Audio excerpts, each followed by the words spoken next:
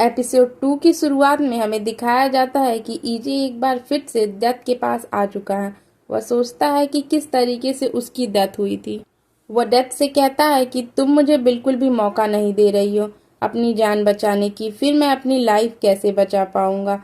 Death कहती है, मैं इस बारे में तुम्हें कुछ नहीं बता सकती, इस चीज को तुम्हें खुद ही पता करना होगा।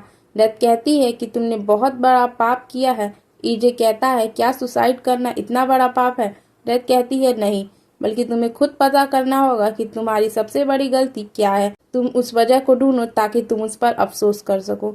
इसके बाद डेथ ईजे को फिर से शूट कर देती है और ईजे अपनी तीसरी बॉडी में आ जाता है।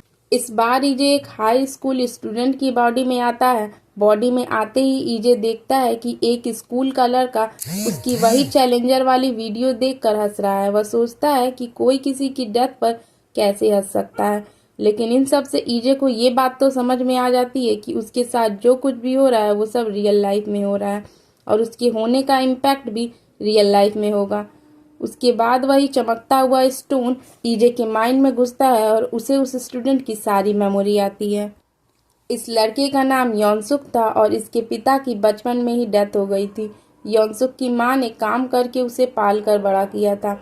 यॉनसुक अपनी मां की मदद करना चाहता था, इसलिए वो भी बहुत ही कोशिश करता, लेकिन स्कूल के कुछ लड़के उसे बहुत ज़्यादा बुली करते।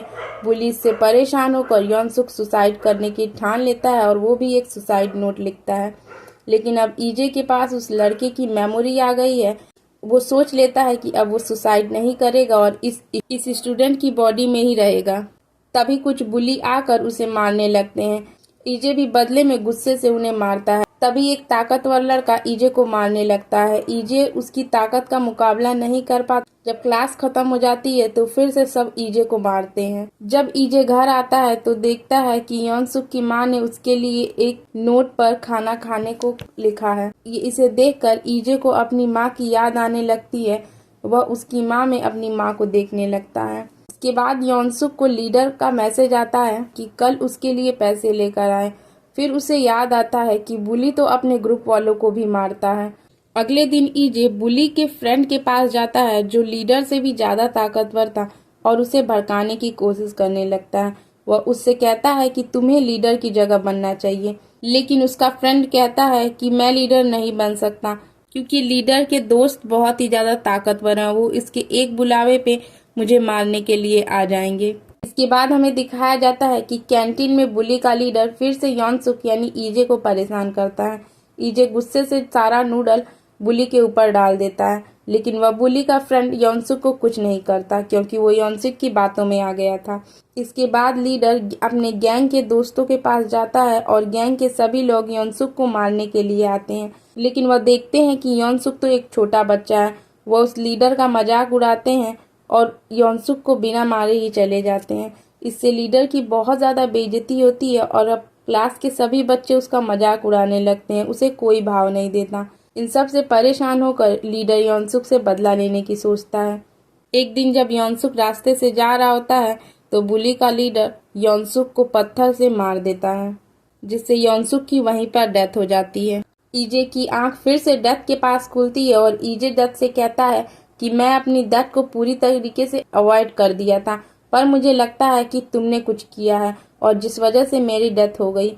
इन सब के पीछे तुम हो। डेथ को गुस्सा आता है। वो ईजे को उठाकर फेंक देती है और वह ईजे को एक बार फिर से शूट कर देती है। अब ईजे अपनी चौथी लाइफ में आ जाता है।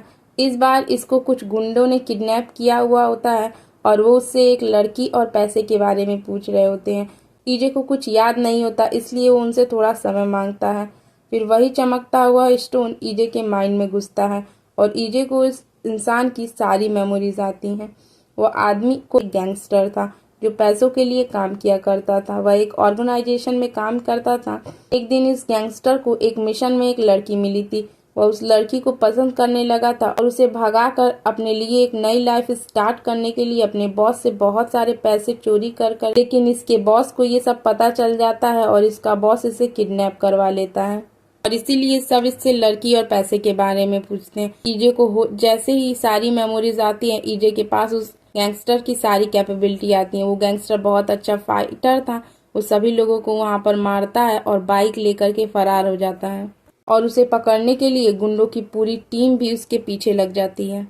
और इसी सीन के साथ एपिसोड 2 एंड हो जाता है।